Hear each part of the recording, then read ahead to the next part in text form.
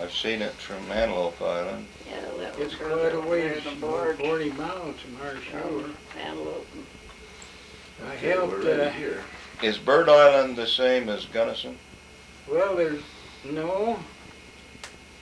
Gunnison is a little island beside it. We walked over from Carrington. We had to walk about 2 miles, and there was Gunnison and Bird Island sitting there. There's lots of pelicans then. I don't know if there's many down Not there much anymore. grass or anything, you'd lay the eggs right in the rocks. We walked Now- over that when the lake was You ready to low. go?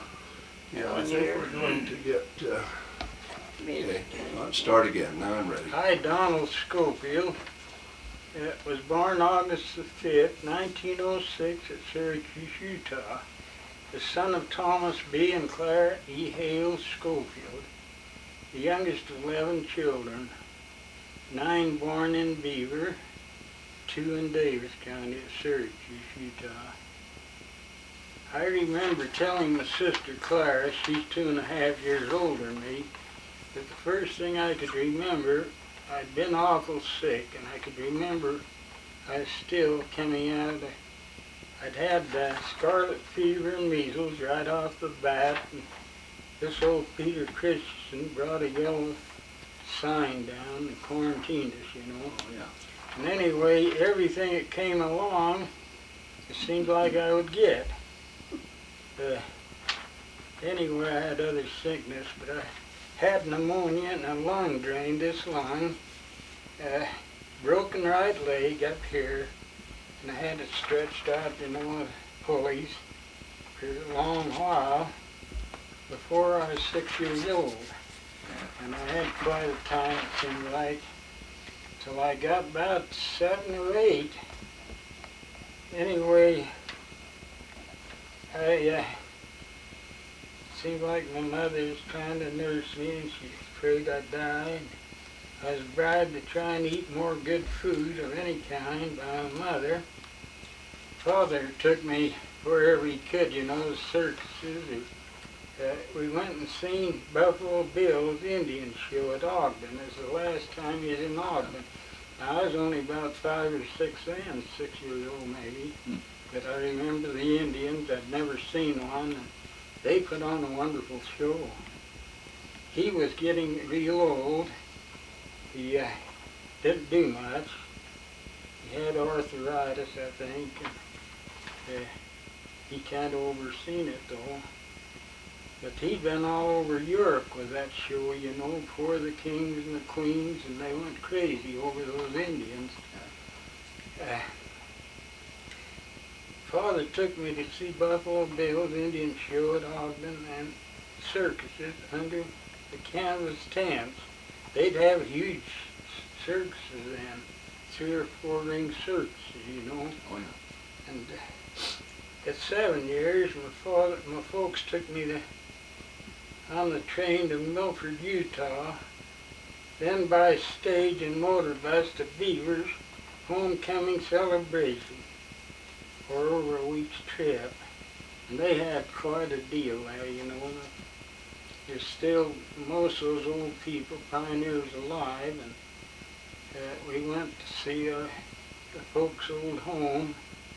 It was a well-built rock house Dad built there, and they had to leave to come to Davis County. Anyway, I was baptized at 8 years of age in the old Criddle Cement Pond, 1 mile above our Syracuse farm. Sister Criddle said this new brick home was 4 years old then. See, that's obsolete now. But anyway, it seemed like after I was baptized, I gained strength and weight. It seemed from then on normal. And I done pretty good, you know. I used to play with your brother Hugh and those boys, and we'd go down to the old canning factory. It was abandoned by then. But I had a bike as quick as I could Where was that canning factory? It was down a quarter of a mile north of Bruce there on Bruce, the been on railroad. that road there. And it was a good one. Would that have been on the Walker property? Well, It let's was, see, it's been on Dan Walker's. It was it was that road going where Joe Cook, and it was on the east, was it, Don? Now of this Joe is Cook's what I remember first, but place? they took the tracks up. Well, that's the old home. That was the post office, so we got Earl free Yeah, delivery those might mail. hit me so hard. My skin's awful tender. There's still one of these fellows over in Clearfield alive. What was his name? Anyway, Do you want to try to get him? they was old settlers there in Clearfield. He can remember coming down to get mail, Oh, yeah. and they come from West Point, South Hooper, for miles around to get their mail there. But I can't remember it being open. I was too small. Now your mother was the mail mistress, or? Yeah. Yeah, she was the Yeah, she postmaster there. They Stayed come with all it. around and gather, till Get the they paper got and then the they rural take it. free delivery. deliver it to their, But the roads is so Yeah. bad. This old Joe still carried it first. Let's see, yeah. And their horse would give out 20 a cart with a sack of mail in it, you know. Yeah. And finally they got a little better roads, and Dave, he got a Model T, David Sill. He carried it for years, you know. I don't know whether you remember him.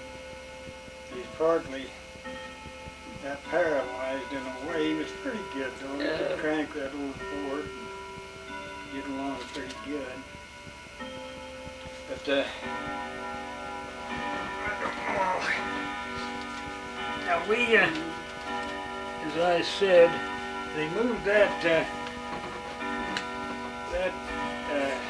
resort up and made the dance hall the place to put the tomato cans. Oh, I'd been in it oh. it used to when be it a was dance running, hall, 'cause, and they had a bunch of girls, over yeah, 100 girls, you know, and peel tomatoes, and they had to put them out. Now I was remembering this Hanson, Joe Hanson, is his and, name Joe? let's see, Ern, Ernest would and there's a Frank then alive, just a younger boy. He died. He was Yeah. a big guy, you know. And they'd see that the caps was soldered on good. They had these 4 gasoline heated deals that come down 4 cans and get them hot so they'd, you know, melt the solder. And then they'd go through a space of water, and if they bubble, these guys would grab them, you know, Oh, yeah. re-solder them. But they kept pretty busy, and then they put them in big crates and put in an open steam cooker. I'd walk along the side of the vats, you know, for quite a ways and watch them boil, you know. And they didn't seem to tell me to keep away. I was only about 7, Huh. 6 or 7. Mm. And that ran to about 1913. And then Barnes Bank, When did you say it started? About? well, I couldn't tell you. Before I could recall, it must have been around 1900 or before. Yeah, we've got that. Anyway, they had some good tomatoes down in there. The soil was good, you know, and they come clear from West Point. I've seen Dawes and different ones bringing tomatoes. I remember Charlie Hanson bringing them in. After I got just a little older, I couldn't have been over 13. I hauled tomatoes, and then they closed about then. And they shipped them to Ogden for a little while, and I'd Dad would pick 'em and he'd try to get me to haul 'em. I was almost too small to handle the boxes, you know. I remember these two Barton boys that died of pneumonia in 1919. This one Ram would come and help me, you know, unload. He was good. They died one night, 2 or 3 of them, Couldn't have and their food. sister died the next night. What was a third good that married her in West Point. Anyway, that influenza, it kind of bothered me, but Clara had it a little hard. I never, now when scarlet fever and smallpox, well, smallpox hit me last, I was only about 14, and I didn't have only 2 or 3 pox, but my dad got it, and he had it hard. Mm. I built a resistance of the scarlet fever and the measles, and there's some, you know, that affected. An Indian could get it where he didn't have any resistance, and he'd die, you know, right now. Anyway, my folks had lived in Beaver, and my dad was in 3 bands at least, I know, and the Beaver book is there, it showed him. And even Granddad Hales, he was in it. He'd been in a Nauvoo brass band. And he and his wife both knew the prophet well. And there's a book there, They Who Knew the Prophet. It's a recent book. Oh, yeah. And it tells about Grandma, you know. She worked for Her name is Graham Prophet Joseph Smith after he saved her life. Gregory. She had that sort of the flu or something as a girl, and he told her she didn't go to him and let her nurse her. She'd surely die. But, that flu was a dilly. It had bothered people all down in this country, you know, and it had killed a lot of them. When did your dad and mom come into Syracuse? About 1904. 3 or 4. How big a farm did they have there? Well, they got 80 acres from Elizabeth Umont Coles and her husband. Anyway, he was a brother-in-law to George Payne and the Bodleys, you know. I don't know, he's getting old and he wanted to sell that home. Anyway, they bought it for about $2,000. The whole farm for 2,000. Yeah, on the home. And The the home. ground wasn't worth too much then. They could bought ground up at that Roy Briggs place for about Did the 80 acres go a half a mile straight south? Well, it was a square 80 rods square. And then I bought 20 acres. I've got that down here if I can find it in a minute. And my father bought another 20 off his brother Lorenzo, kind of on the corner. And finally I bought that off my mother. I never made much on that. It was a dilly. It was unlevel, and I had to buy water. We bought the hooper irrigation, and it's just too high to get it up on there. Mm. They tried, but finally he sold the shares to Walt Dahl. When I got big enough to hold the plow, we dug a ditch up the road and got some of that runoff water. Warren's is bringing wastewater and drainage down below the hill there, and there's quite a stream all the time. Oh, yeah. And I finally bought 10 shares of Davis and Weber, and I got it more level, you know, after years. Yeah. It was rich. Now this fellow that runs it now, Black, he says, you know, Don, that's some of my best ground. Yeah. I bought ground off Uncle Will to the south when that is off of his after he died, Bishop Miller was the administrator, and I bought that, and he gets real good cost. Well, this first fellow that bought it, second guy, he said he done real good on beats and things. Anyway, I never made a great lot right off the bat. I had to work, you know, to get it level and ditches, and they finally made me a ditch director, and we got a little better stream. But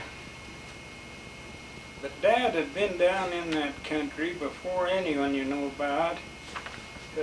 He came from Centerville, where they first came, a year before the railroad, and he got a job as a sheep assistant tender, you know, with this Ford Brothers of Farmington.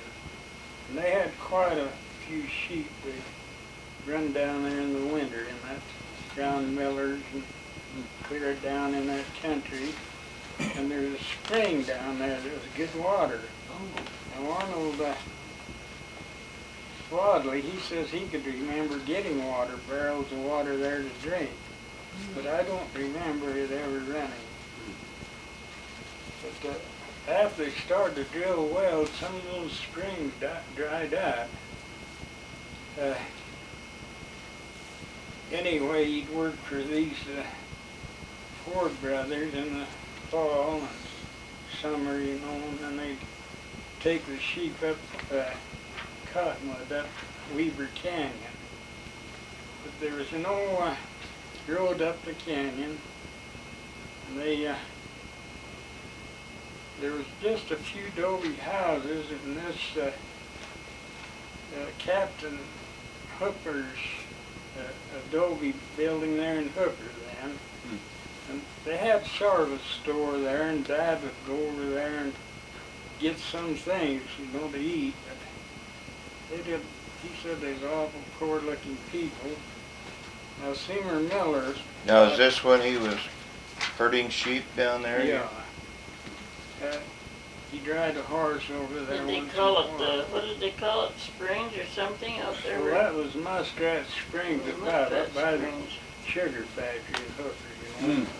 And these people down here at Roy, they'd have to take their cattle and sheep or anything down there once a day to give them water. Yeah. Even quite a while after they moved to Roy. So they got Davis When with would you water. When would you say your father was herding sheep? In the 1880s, or? Well, he was 12 years old, and I don't know. Let's see. I've got it down here if I can find it. But it was, Well, that's okay. I was going to tell you, Seymour Miller said even later on they got their old sailboat down below Syracuse and Hooper, and the wind died down for 3 or 4 days, and they just couldn't move. Oh. And they sent one guy by a rowboat up to Hooper to get something to eat. He came back with salted crackers. That's the last thing they needed, you know. The salt was on everything out on the boat. Remember when there was, Brother Don, you mentioned a boat early in your experience. Did they do a little boating from island to Maine and that? Well, this family moved over on the island. I knew her as Mrs. Noble, but her name had been Winter, and they bought some island and homesteaded some, and they owned it. And she owned it when I knew her as Mrs. Noble. Is that She lived Fremont at- Island? Fremont. Fremont. She lived at Richfield with this man, and I met him down by the lake there, and they was glad, you know, to talk to me because I was Charles's brother-in-law, and helped them, drill a well and this and that. But this fellow was buried in a wagon box out on sort of the southwest corner of the island. Is this her husband that died of a heart attack? Well, no, he had this what tuberculosis. Yeah, something or He's like. just a young man, They had 3 children, one born out on the island. I had the book here. This fellow's up here, and it's Dave Miller wrote a history about that. Yeah, he's got a thing good on story, the island. He was Like or Judge something. Werner, wasn't it, or Werner? Yeah, he was a judge in Salt Lake, and a smart man. He must have had some money. But anyway, they owned it. And when I was talking to her, they was renting the island. I think Charles rented a while, and May's other brother, Orville, he run sheep for a while. And they done fairly good, But Miller's had sheep there first, and the greasewood and sagebrush was so tall, they couldn't find the sheep to shear. It's never been that way in my time. Now it's burned off, and it seems like both those islands has burned so much since I was, just a little kid. I don't know whether the lightning is worse or I think what? that's what done most of when Charles had sheep on. There was lightning. You'd have to yeah, watch. the lightning The would set it lightning. off, and he'd make fire breaks, but they'd still, it just goes then now. Now, I don't know whether you've ever been there, but it looks like on the west side of Yellowstone Lake, it's what do you call it? Volcanic ash Oh, is up on there. Hmm. There's a flow of volcanic material around there from the craters of the moon, clear down through the black rock. It shows up. And I've been on it west of Promontory Point, and I drove a heavy truck out on it, and it was just like cement, Gosh, it wore smooth from the wave action. Yeah. And I could drive out on there and get a load of salt, or I could get a load of these big piling to make posts, or anything, And I've done it. The track was torn up by the time I got there. About the time of the war, and they were getting metal any way they could. Old cars was drug off that should not have been. Anyway, it's quite interesting. Now, that is the only island that shows up much volcanic ash, I think. It's the only one I've seen that shows much. And on the west side of that, it shows up plain.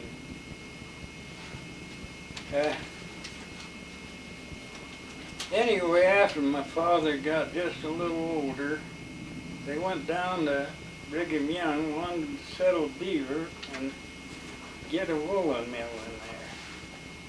And that's why most of my brothers and sisters were born down there. But this group from England, they knew how to run these latest shuttles, and they would make the fancy wool blankets and about everything. But anyway, this building was quite a big building, 60 by 20, and the machinery is purchased in New England states and shipped by railroad to Salt Lake City. It was transported here by team and wagon. They were shuttles and looms with the latest patents, and they could weave the finest fabrics and blankets that were made. Finished products were easily sold and traded for anything of value in the West. The building was enlarged about '89 to '90. That's 1889. 30 feet more is a 2-story as it was. There's a picture in that beaver book right there. And I've seen it, before it's torn down. And it was a money maker, But they'd make shirts, socks, underwear, garments, and various other things to wear clothing. Anyway, that's where my father met my mother. And she was running the shuttles of one loom. Oh, Bob. He's going to see. Can you shut it off just a minute? Bless his heart. And they had enough money from the sale of their home in Beaver to buy this place, but it needs a lot of work, There's no water to speak of. And Dad drilled a bunch of wells. Mays You couldn't get any water from the Hooper Canal, then? it's too high. Yeah. And anyway, May's father had come out there and drilled wells, and seemed like for weeks. I was growing up, and Who's May's father, so we have it on the table? Frank's daughter. Frank's daughter. And then his son Charlie continued after him, Yeah. drilling wells. But he'd drill wells, he'd work on a well and furnish the pipe. Drilled a well for Uncle Will before I can remember for $70 to furnish the pipe. The pipe was cheap and they'd work for about $5 a day. Anyway, these boys later, they charged so much a foot, and Well, go on, man. I'll show you later. one thing that caused them to move, they wanted a better life and living. And of their 8 children born in Beaver, 3 had died of diphtheria and typhoid fever.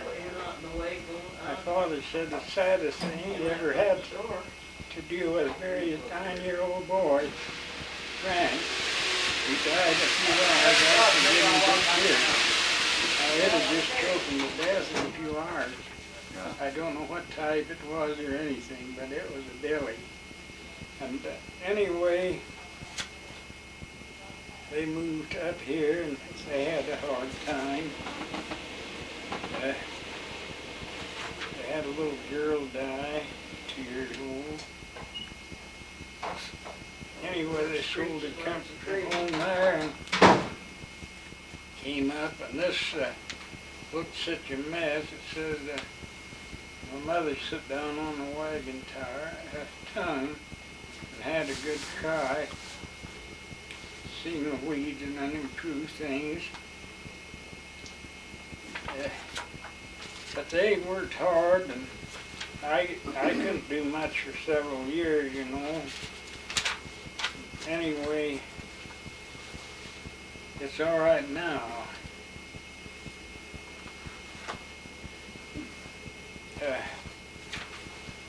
I got a pretty good diary over the years later, but I worked, on the farm, and then I actually would haul tomatoes up to the time the factory closed and after, and it was a paying deal, but it was, they got the later sanitary cans, and they was so much better. They clamp them down on, and they was so much faster and everything.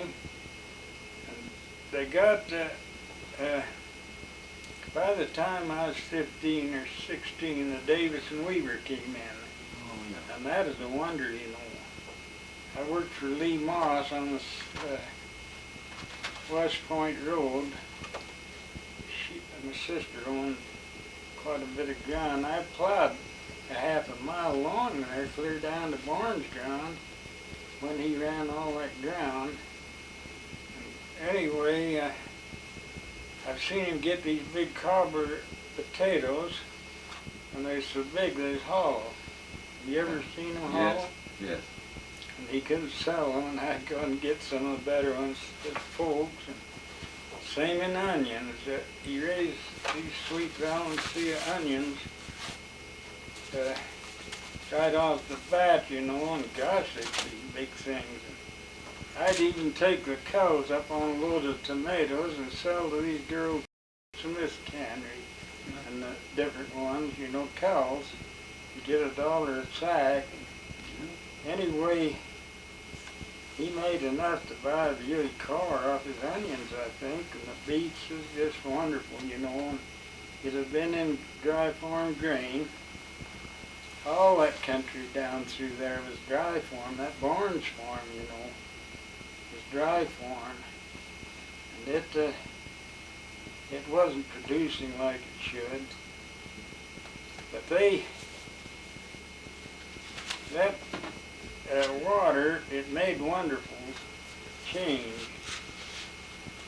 Anyway, you can dry farm in Utah, but you can't get very good crops every year. You might every other year, you know, that things comes good and everything goes your way, but they don't go that way, the farmers. Oh, I don't know. But there's been a lot of money made in Syracuse. Now on that resort, Joe Cook's father says I'd go up home after a dance and I'd have $60 in my clothes and I was just about afraid, you know, someone was jumping. That was quite a bit of money them days. He'd walk up there down at the bathing resort, you know. He was managing at that time, Don. Yeah, well, he must have been managing the dance because he was one of the old timers in Syracuse, you know. Is he the one that dug the first furrow? Well, I think so. There was walkers and curves and different ones around him, but trees. Well, didn't he come down from South Weber? Yeah, I think so. I got the story somewhere. I saved it, you know. I had a scrapbook But in he there. lived alone. See that? In a wagon for a One of while. those things that run off. I've read There in Did Syracuse. you already have that? He got his ground, you The know, bottling was very good, too. reasonable. Those other things, That made quite a difference the Syracuse when you seepage, get it might for $3 or $4 an acre. throw away. I It thought sure I does. was 92 and they were 1902. I got They confused. started to pay $10 an acre, something like that. Can you Made the shut most it money. off a minute? And Factory. maybe we could figure. He's told me that lake, he's seen it higher 2 times than it ever went up while he was alive. That would be before my father and them come in.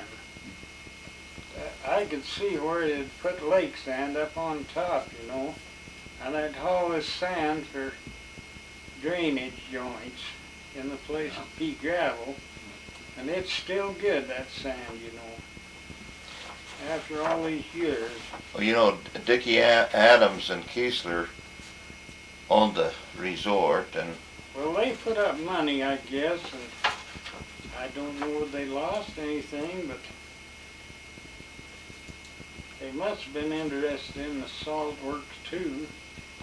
well, he had a big fruit farm, Dickie Adams. Do you know where that would have been? Well, their house was down there where Painter took the ground, but there's not much good ground in there, you know. Jack Simpson had the best ground going north, but Painter, bless, you know, there wasn't enough of it. You think that's where the orchard was? Well, this Dick Adams had a building there. It had a stairway around the outside, that is a deal around to walk around the outside of the house or the porch. And I remember it as being an old house.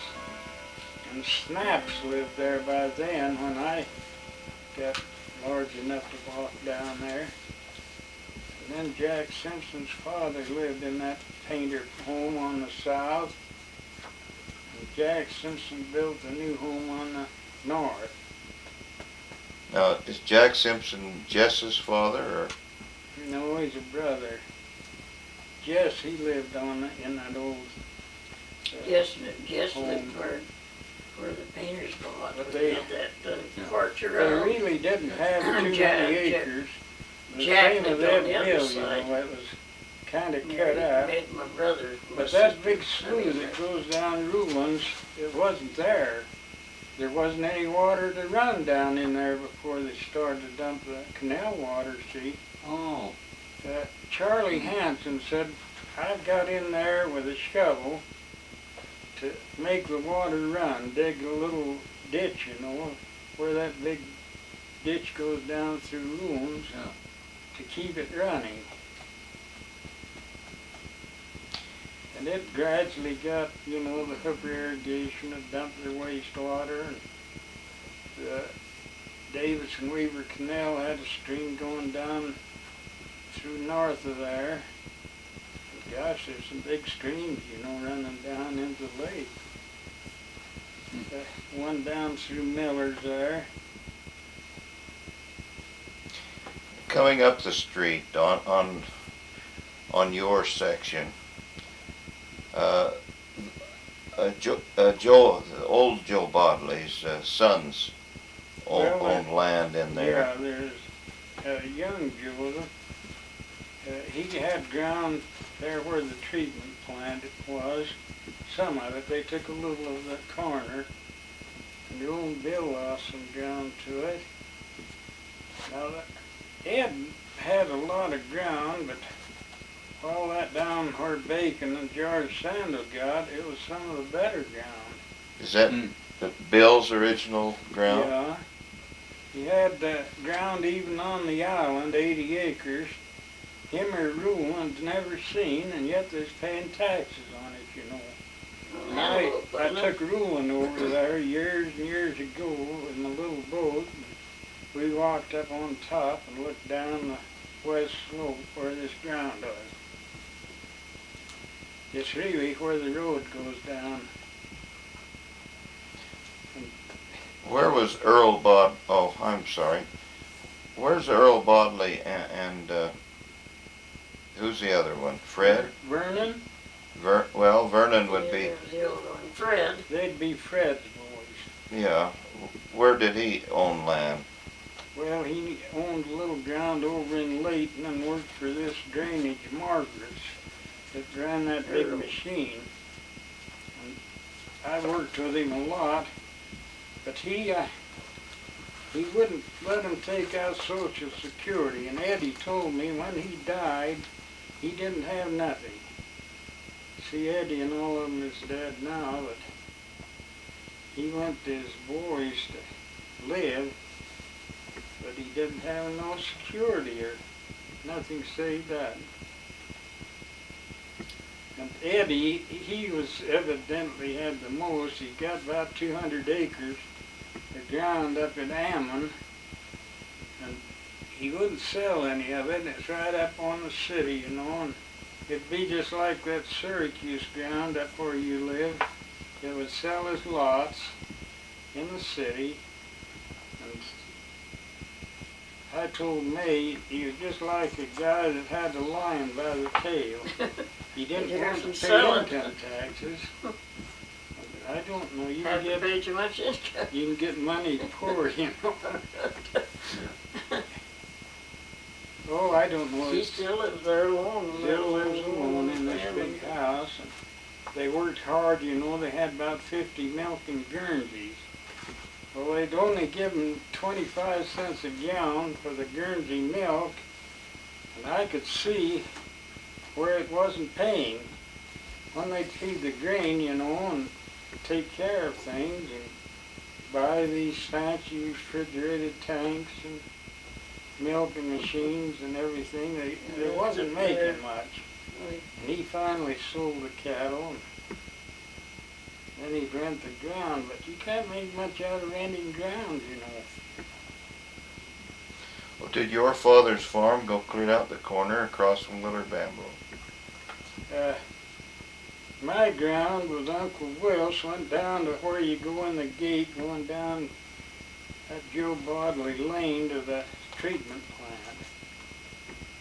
And we had it paid for, but I got this undulant fever, and it was just hopeless to try to work. And old Tanner says, you'll never do a hard day's work in your life again, and I was just middle-aged. I didn't know what to do. We kind of debated moving, but it was, you know, a sad deal any way you looked at it. But anyway, I took training, automotive repair over in Ogden, Swart Sales and Service. It's above where Lee has his shop on Washington, and that helped me, you know. And then I took some diesel training down in L.A. to the National Automotive and Diesel.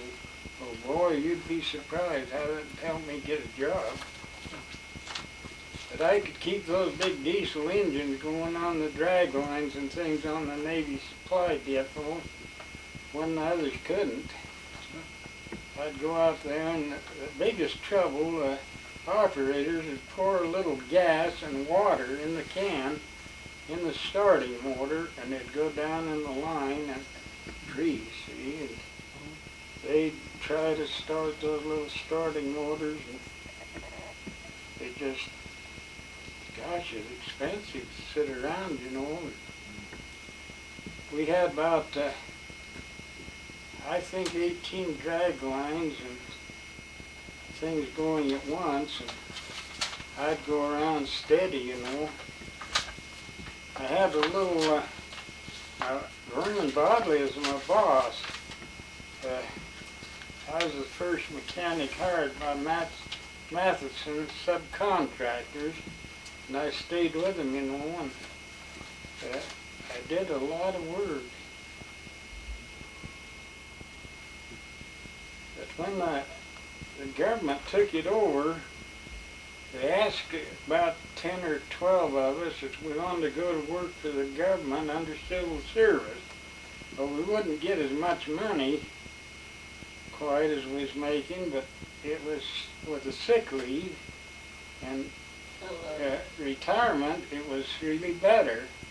And so we went over to civil service. And after I got sick, an old Tanner, he said, well, you better go up to Hillfield back there to work.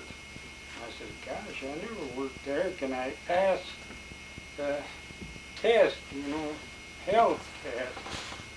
Oh, I'll give you some medicine that'll make you run like a jackrabbit. And he did, but it didn't make me feel much better. Oh no, I don't know. I got so damn mad at him, I wouldn't go back to him. And a lot of people got mad at it. Go there and sit all day. Just simple, he wouldn't keep anything on your record, so he didn't know what he was doctoring you for. And I went back there after about 30 days of that 4.5 and 5 to 5.5 fever, and I was just dying. And I says, good hell no, I've had this fever for over a month, and you haven't done nothing to help me. I says, I got undulant fever. Yeah, you would have. Haven't I took a test? I says, good hell, you haven't even took my father's funeral. Well, let's see. It's quite a story. I was always a friend of Eddie and Hugh Wilcox, and now Bill Holt, I knew him good and went to school with him. He helped push that road across, and I helped survey that. And the surveyor, he says, you know, you've got to get about a foot to a mile up to see the target on the other side.